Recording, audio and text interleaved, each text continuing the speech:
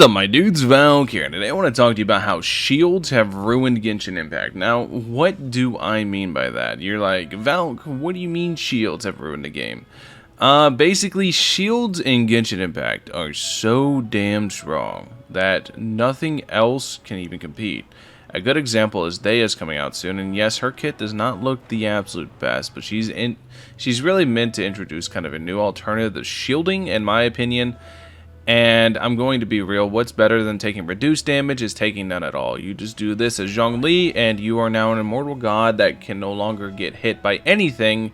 You just dodge life. Everything just doesn't matter, because shields do a couple things for you. If you don't know exactly how shields work, basically shields, obviously, they block damage, but they also give you interruption resistance, so you can't be knocked over. So you can do stuff like Shao Plunge, you fly around as Wanderer, a whole bunch of things. Now, they have tried multiple times to go ahead and try to nerf the impact shields have by introducing mechanics such as corrosion, but normally it just takes one healer that's also a really good elemental applicator to go ahead and run alongside a shield.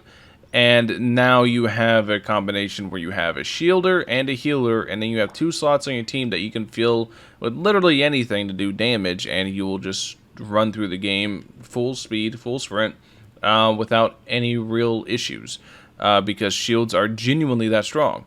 Now, shields didn't really come out until 1.1, so before 1.1, healing was actually big, dodging a lot was really big, Chi-Chi was actually good, and then Diona came and changed everything because people are like, shields are insane.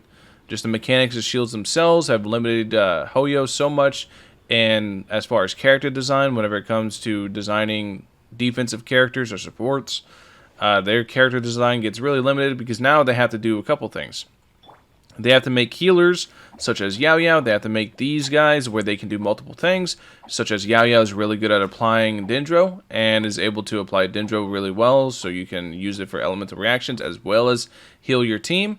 But if they ever make a pure healer, literally just using a shield is going to be better, because what's better than taking damage that you need to heal? It's taking no damage at all that you never need to heal, because nothing in the game outside of specific one-shot abilities or corrosion is strong enough to actually go through shields, because shields are just that insane. And not to mention Zhongli's shield, for whatever reason, whenever they buffed it, they also gave it resistant shred in an AoE around it, so you even have more incentive on it, aside from the 100% uptime. Uptime is kind of what determines the ability of a shield. If a shield has more than 100% uptime, such as Zhongli's, then it is god tier broken, because it lets you ignore all the mechanics of the game. I can't tell you the amount of times or the amount of videos I've made that have me featured just standing around within a Zhongli shield, not worrying about anything, because there is nothing to worry about. Because shields are just that strong, and they have limited character creativity to the point where they don't have a whole lot of creative options whenever it comes to defensive characters. For example, with Daya. Like I said, with Daya is not in the best state right now in the beta. She's not looking the absolute best. However, for her, even if she was in a good state, for her to justify you using her over a shield, if you're talking about purely in terms of good, outside of me just wanting to use her because she's cool, for you to justify using her over a shield in terms of good, she has to be absurd.